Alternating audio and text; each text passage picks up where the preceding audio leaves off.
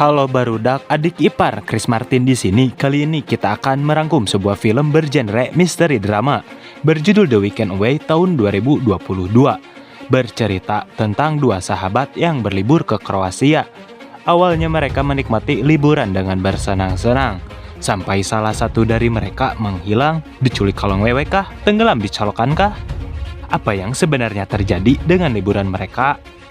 Inilah alur ceritanya.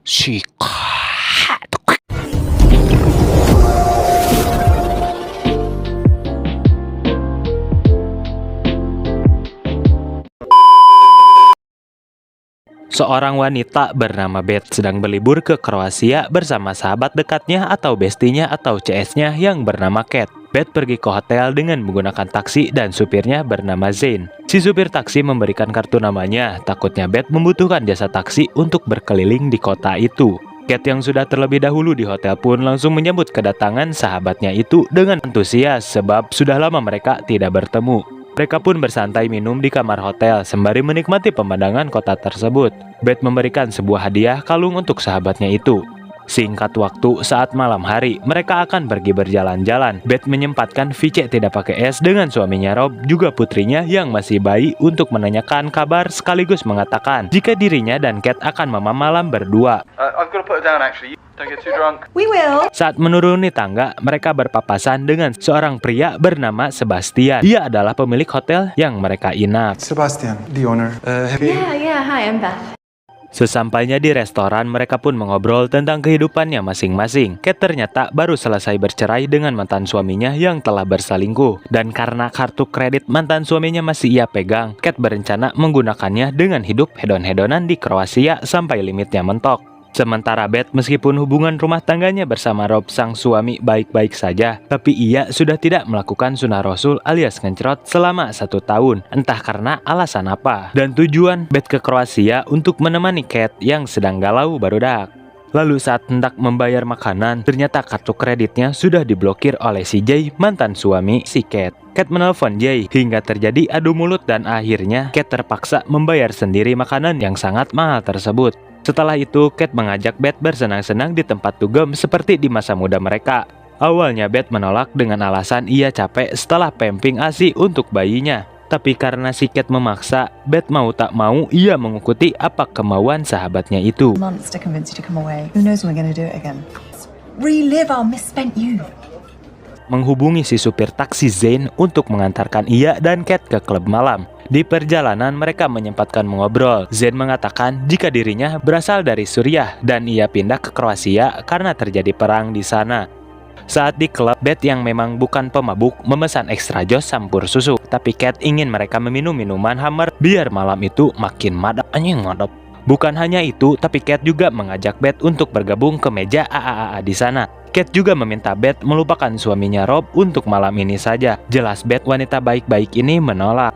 Ia dengan sengaja menunjukkan foto bayinya. I'm married, so Rob doesn't have to find out. I see pictures of my baby. Tapi karena terlalu kebanyakan minum, Beth semakin mabuk. Semakin teler, semakin tak sadar. Dia terbangun di dalam kamar hotel di pagi harinya. Disinilah segala kekacauan terjadi. Dan inilah liburan akhir pekan. Beth yang sudah sadar pun mencari keberadaan Cat, tapi ia tidak ada di mana-mana dan yang ia temukan hanya botol-botol miras, salempak Superman, Sloki, kacang, dan sepatu Cat. Saat ditelepon pun tidak aktif, Beth pun menghubungi suaminya Rob dan mengatakan khawatir dengan kondisi Cat. Aduh, hampura. Karena Beth minum alkohol kebanyakan sehingga tak ingat apa-apa. Rob pun menenangkan istrinya yang mungkin Cat sedang keluar beli Magnum atau Naskun. Setelah itu, Beth mendatangi Sebastian sang pemilik hotel dan bertanya apakah ia melihat Cat. Sebastian menjawab jika dirinya tak melihat Cat sama sekali dan Beth juga harus membayar biaya tambahan sebab Sebastian melihat ada 2 pria menginap di kamarnya. Setelah menunggu cukup lama karena Cat tak kunjung pulang, Beth mendatangi kantor polisi untuk meminta bantuan. Ia bertemu detektif Pevic. Setelah mendengar kronologi ceritanya, Pevic bertanya, di mana klub yang ia kunjungi semalam dan siapa 2 pria yang ke hotel. Tapi Beth tidak bisa menjawab karena tidak ingat apa-apa akibat mabuk.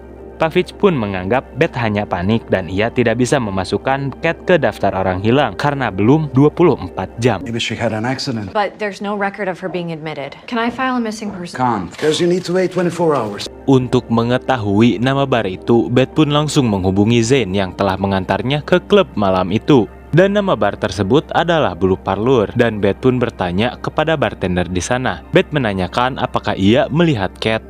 Tapi si bartender tidak mengerti bahasa Inggris. Beruntungnya ada Zane yang membantu. Dia pun mendapatkan info bahwa kedua pria yang minum-minum bersama Beth dan Cat adalah pria sewaan. Bahkan bartender sering melihat mereka bersama turis-turis wanita yang berlibur di Kroasia.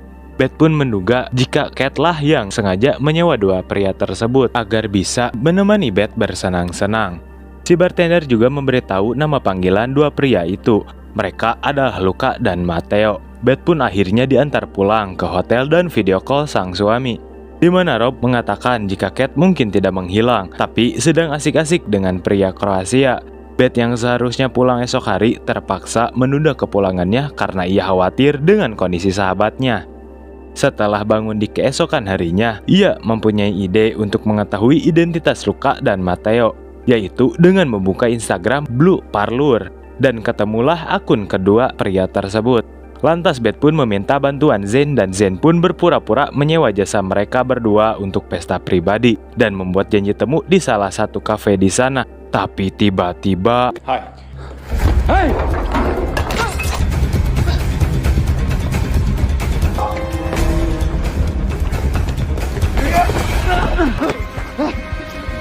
sampai di sini sudah mencurigakan ya.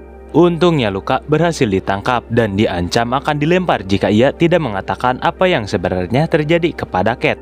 Luca mengaku memang Cat lah yang menyewa mereka berdua, dan saat berpisah jam 3 pagi, Matteo dan Luca nekat mencuri tas milik Cat yang sekarang sudah tak ada. Tas beserta HP-nya pun berhasil didapatkan kembali oleh Beth. Namun yang jadi pertanyaan, mengapa Matteo dan Luca hanya mengambil tas milik Cat saja? Kenapa mereka tak mengambil juga tas milik Beth? Kemudian Zane mengantarkan Beth ke kantor polisi. Namun sebelum turun, Zane meminta Beth agar tidak menyebutkan namanya di hadapan polisi. Sebab jika ketahuan bermasalah, maka visa dan izinnya bisa dicabut, lalu Zane tidak tahu harus kemana lagi. Saat di kantor polisi, Beth menunjukkan bukti barang-barang tersebut. Dan ia sangat yakin pasti terjadi sesuatu dengan Cat. Beth meminta pihak kepolisian menginterogasi Matteo dan Luca, karena kemungkinan Beth dan juga Cat telah dibius oleh mereka yang menyebabkan Beth tidak mengingat apapun. Rekan detektif Pavich yang bernama Kovac pun menyarankan agar Beth memeriksa badannya terlebih dahulu ke rumah sakit untuk mengetahui apakah dirinya benar-benar dibius atau mungkin dilecehkan oleh mereka. Something bad has happened to her. I know it. For a drug test and a checkup. Okay. Setelah pengecekan selesai, Beth harus menunggu 24 jam untuk mengetahui hasilnya. Lalu Beth mencoba menghubungi mantan suami Cat yaitu Jay dan memberitahunya tentang apa yang telah terjadi. Namun Jay mengatakan jika dia sudah berminggu-minggu lamanya tidak menghubungi Cat. Loh, lantas waktu pas malam si Cat kan menghubungi seseorang, dan Beth mengira itu adalah Jay. Jay selama ini berkomunikasi dengan Cat hanya melalui pengacaranya saja. Dan ia juga tidak tahu soal kartu kredit yang dipakai Cat. Jay menambahkan bahwa Cat adalah seorang wanita yang penuh drama dan bisa saja dia hanya memanipulasi dirinya seolah-olah menghilang untuk mencari perhatian saja. Lalu sepulangnya ke hotel, tiba-tiba barang-barang Beth sudah dikemas oleh Sebastian karena sudah waktunya untuk check out. Karena tahu temannya masih menghilang, Sebastian menawarkan kamar basement yang harganya jauh lebih murah. Lokasinya berada tepat di bawah studio Sebastian. Dan Beth pun akhirnya setuju. I have a spare room downstairs. You're down here. Just let me know if you need anything else. Thanks. Sampai di sini bisa kita simpulkan bahwa semua orang yang ia temui nampak mencurigakan. Sebastian yang aneh, si supir taksi, dua pria sewaan, dan para polisi yang kesannya kurang membantu. Bahkan Cat sendiri yang belum jelas bagaimana kondisinya. Di malam harinya, Beth meminta Zane agar menemani dirinya makan malam dan lanjut mencari petunjuk tentang Cat. Tapi tiba-tiba datanglah suaminya Rob yang terbang jauh-jauh karena khawatir dengan kondisi sang istri. Beth pun memperkenalkan Zane si supir taksi yang selama ini membantu mencari Cat. Lalu Beth menceritakan semua kronologi hilangnya Kate kepada Rob dan tak lama kemudian Detektif Pavich menelepon dan menyampaikan kabar buruk yang ternyata She's been in the water for some time. ya, Kate telah meninggal dan jasadnya ditemukan mengambang di perairan. Proses autopsi akan dilakukan untuk mengetahui penyebab Kate tewas. Apakah mengalami kecelakaan atau yang paling parah dibunuh seseorang? Rob dan Beth kembali ke hotel untuk menenangkan diri. Lalu Rob mengatakan jika dirinya akan pulang esok pagi karena harus bekerja. Keesokan paginya setelah Rob pulang, Beth yang dijemput detektif Pavich menuju kantor polisi, sekaligus memberitahu hasil autopsi bahwa dengan kondisi jasadnya tenggelam cukup lama, dokter forensik tidak bisa mengetahui apakah Kate sempat dilecehkan sebelum meninggal. Namun yang pasti di malam ia menghilang, Kate melakukan ngencrot dengan lebih dari satu laki-laki. Beth izin untuk melihat jasad Kate yang terakhir sekaligus berpamitan. Namun ia sebenarnya mempunyai maksud tersembunyi, yaitu mencari tahu dengan cara membuka HP-nya Kate.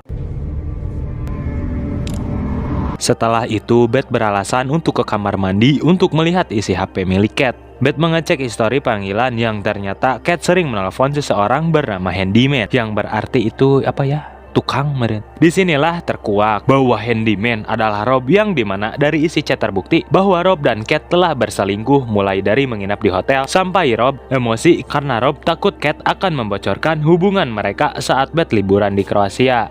Saking terkejut dan paniknya, Beth pun tak sengaja menjatuhkan HP tersebut hingga menyebabkan layarnya pecah. Dan beruntungnya Pavich tidak mengecek HP tersebut. You've reached Rob. Leave me a message after the tone.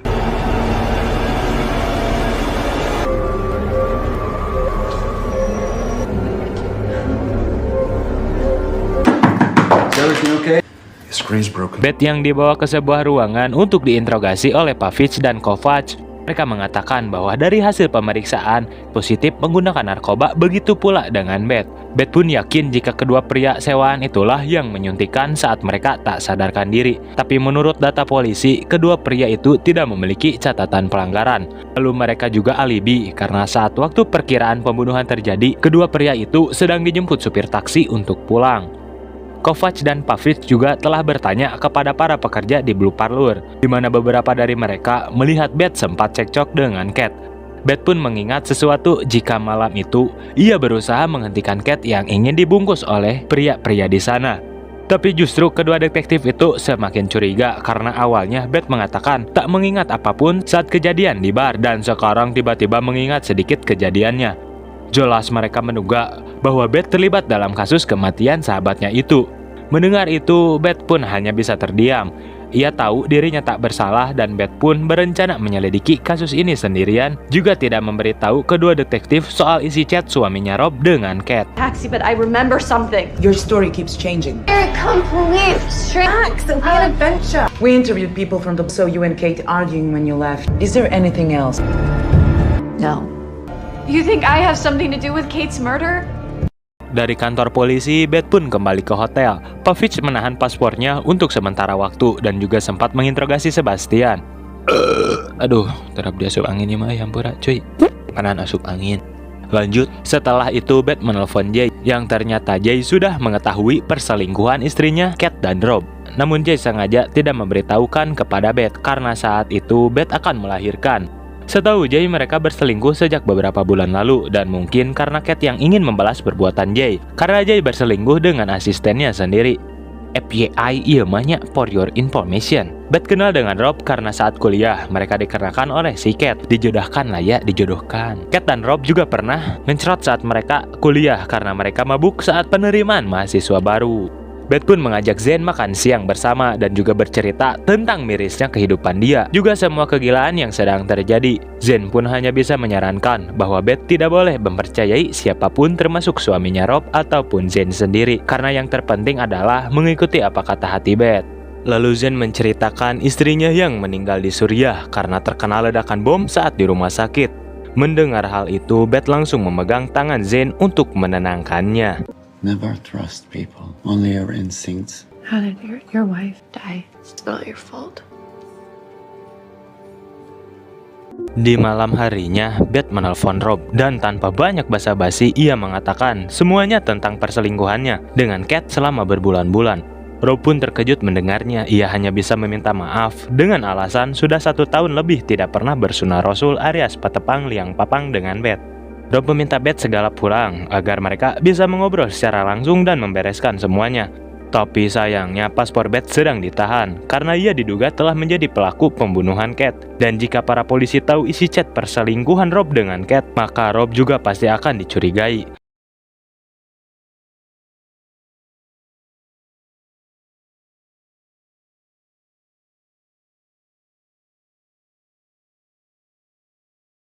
Lalu keesokan paginya, Kovac dan Pavic datang untuk menahan Beth yang diduga menjadi tersangka. Ternyata kedua detektif ini mendapati Beth dan Zane sedang bersama dan berpegangan tangan. Karena menurut data kepolisian, Zane adalah anggota dari geng Albania yang terlibat kejahatan terorganisir yaitu perdagangan manusia. Pavic dan Kovac berkesimpulan bahwa Beth telah menyewa Zane untuk menghabisi nyawa Cat dengan motif dendam karena suaminya Rob telah berselingkuh dengan Cat. Kedua detektif itu sudah mengetahui hal tersebut entah dari mana. Please, why would I want? Just having an affair with your husband. How do you can't possibly think I had anything to do with it? Arrest. This is insane. This is insane. Tito Smash. And you hired him to do. Beth pun meminta pengacara untuk melindungi dirinya karena semua ini terjadi akibat kesalahpahaman. Sang pengacara mengatakan bahwa para polisi belum bisa mendakwa Beth karena bukti yang ada belum cukup. Maka dari itu, Beth diminta untuk menghubungi dirinya saat akan mendatangi panggilan dari kantor kepolisian. Sepulangnya Beth ke hotel, di sana sudah ada Zane yang diizinkan masuk oleh sang pemilik hotel. Zane menjelaskan bahwa ia bukanlah pembunuh Cat karena Zane sibuk bekerja dari malam sampai pagi di saat pembunuhan terjadi dan itu terbukti dari aplikasi HP-nya, semacam Gojek lah. Maka dari itulah ia dibebaskan oleh para polisi untuk sementara waktu. Zane menambahkan bahwa dirinya bukanlah anggota dari organisasi kriminal karena kejadian yang sebenarnya. Saat itu Zane menolong seorang anak yang terkena pecahan peluru dan ayahnya mempunyai koneksi dengan jaringan penyelundupan manusia. Sampai akhirnya ayah dari si anak tersebut membantu Zane untuk pergi sampai di Kroasia dan mendapatkan visa. Lalu ketika Zane sudah pergi, Beth yang tengah nyalse pun berpikir bagaimana bisa polisi tahu akan perselingkuhan Rob dengan Cat. Beth pun segera mengecek kamar hotelnya dan ternyata ada sebuah kamera tersembunyi di mana selama ini Sebastian telah merekam semua aktivitas Beth, termasuk saat ia bertelepon dengan suaminya. Dan pasti Sebastian lah yang membocorkannya kepada polisi. Oh my god.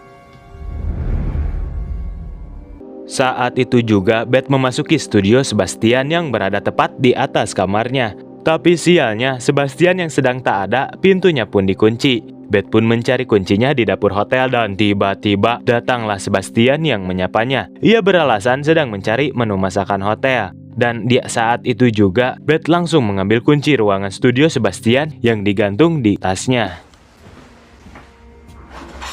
I supervise the music for. Goodbye then. Akhirnya Beth masuk ke ruangan studionya Sebastian itu. Dan ternyata Sebastian memang seorang pria mesum yang memasang kamera CCTV tersembunyi di seluruh kamar hotel dan merekamnya. Dan untungnya ada rekaman di hari Sabtu dini hari yang mana saat kejadian pembunuhan terjadi. Terlihat dua orang pria sewaan, Cat yang mengangkat Beth ke kasur karena Beth sangat mabuk. Lalu pakaiannya dibuka agar tak kegerahan dan Cat pun menyelimutinya. Sampai di sini normal-normal saja, tak ada yang mencurigakan. Kedua pria sewaan itu hanya disewa untuk menemani mereka.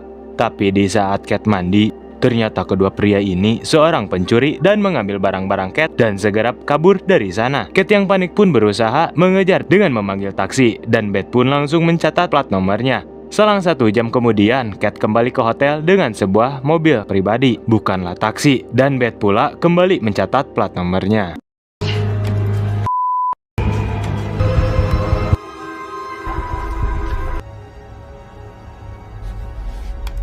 Who's with her? Tak lama kemudian, Sebastian yang barangnya ketinggalan pun kembali ke studionya dan dengan sigap, Beth langsung ngejedukeun lah Sundanya mah ke pintu studio tersebut. Sebastian yang panik pun berniat menghapus rekaman CCTV-nya dari HP. Tapi Beth langsung merebutnya dan tanpa sengaja, Beth mendorong Sebastian hingga mengenai kepala bagian belakang yang beruntungnya ia tak sampai mati.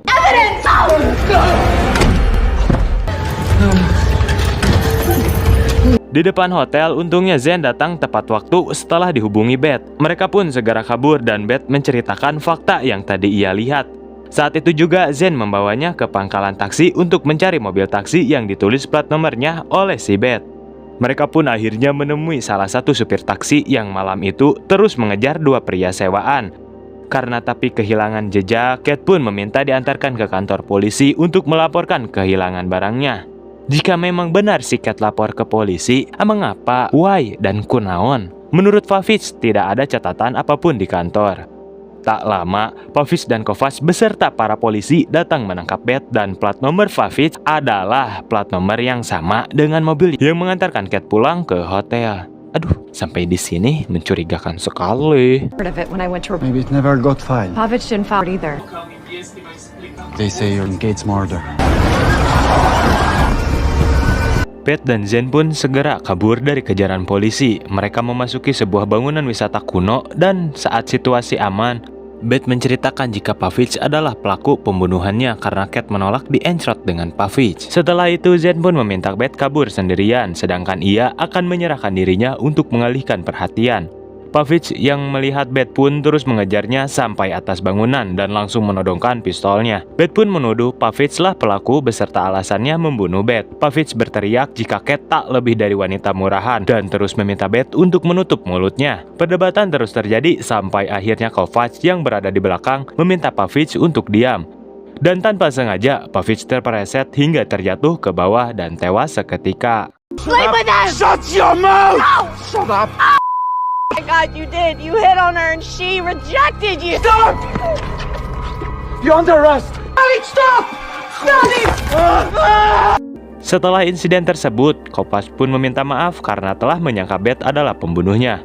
Polisi sudah menemukan bukti CCTV itu di mana Pavich mengantarkan Kate pulang setelah melaporkan pencurian. Polisi menyimpulkan motif Pavich yang tersinggung karena Kate menolak untuk berhubungan badan. Ia khawatir statusnya sebagai polisi tercoreng. Pavich pun nekat membunuhnya di pinggir pantai dan rekaman CCTV itu juga ada.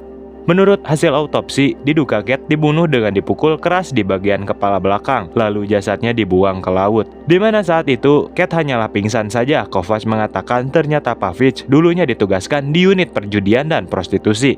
Namun beberapa wanita malam yang ditangkapnya mengaku sempat dilecehkan. Ketika wanita-wanita itu diinterogasi, mereka tidak berani mengatakan yang sebenarnya karena telah diancam oleh Pavich. Pihak kepolisian juga tidak memecat Pavich dan hanya memindahkannya ke unit khusus turis. Selain itu, Luca dan Matteo bukan hanya terbukti sebagai pencuri para klien yang menyewa mereka, tapi sengaja membius para kliennya agar aksi mereka berjalan dengan lancar. Dan mereka akan segera dipenjara. Kovacs akhirnya mengembalikan paspor Beth dan mempersilahkannya untuk pulang ke negaranya.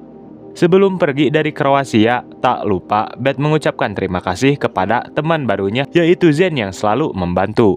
When she rejected him, he took it badly. So he killed. Pavich used to work Vice. He arrested for sex. They've been drugging the women who hired them, then robbing them.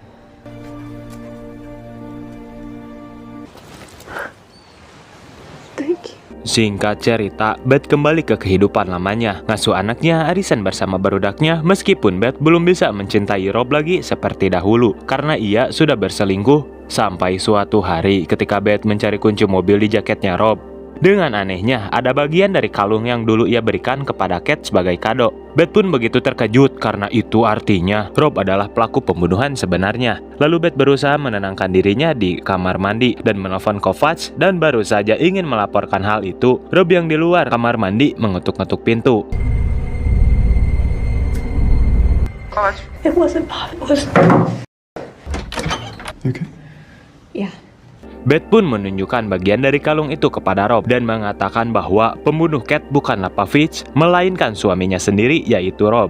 Beth yakin Rob terbang ke Kroasia sejak Jumat malam ketika Kate berlibur bersama Beth dan khawatir perselingkuhannya terkuak. Mendengar hal itu, Rob hanya terdiam dengan perasaan takut. Ia tak bisa mengelak dan akhirnya menceritakan apa yang terjadi sebenarnya. Jadi tepat Kate diantar ke hotel oleh Pavich, Rob yang baru sampai di hotel langsung mendatangi Kate. Agar bisa mengobrol dengan tenang, Rob pun mengajak Kate pergi ke pinggir pantai.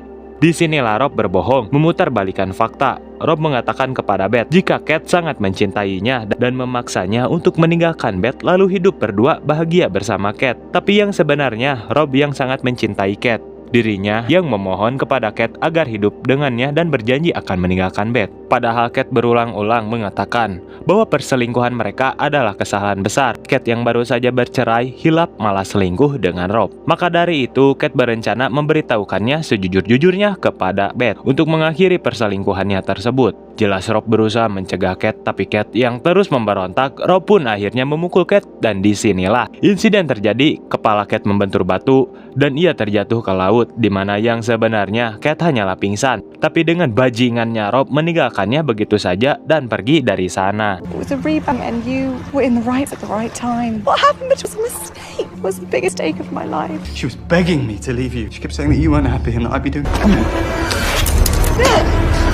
Was alive in the water when Listen. No, I don't have to. Beth pun sadar bahwa sahabatnya tersebut mengajak berlibur karena ia ingin memberitahu fakta perselingkuhan itu. Rob pun terus mencegah dan memohon kepada Beth agar jangan melaporkan hal ini kepada polisi. Toh kasusnya sudah selesai, Pavic yang dijadikan tersangka telah tewas. Dan Rob hanya ingin hidup bahagia dengan Beth dan buah hati mereka. Namun sejak dari toilet tadi, Beth belum mematikan teleponnya. Dia sengaja menghidupkan speaker agar Kovac bisa mendengar fakta-fakta tersebut. Kovac pun segera mengerahkan polisi ke rumah Beth, sedangkan Rob yang emosi berniat menyakiti Beth, tapi Beth langsung melawannya dengan memukul Tikoro dan sikit tititnya Rob hingga ia terkapar. Saat itu juga Beth pergi dari rumah dan membawa putrinya yang masih bayi tersebut. Setelah segala kerumitan yang telah terjadi dan tak lama lagi suaminya akan ditangkap, Beth akhirnya bisa hidup dengan tenang dan bahagia bersama putrinya. There?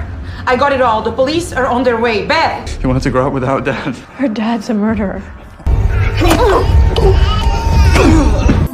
I wanted to maybe nothing. Water in my dream. Untuk kalian, film ini mengajarkan jika berselingkuh hanyalah menghambat kalian bahagia dan menghambat rezeki. Jika dari awal kalian gak sergatinya, bicarakan sebaik-baiknya dengan pasangan kalian. Jangan sampai hal ini terjadi di kehidupan kalian. Terima kasih. Wassalamualaikum warahmatullahi wabarakatuh.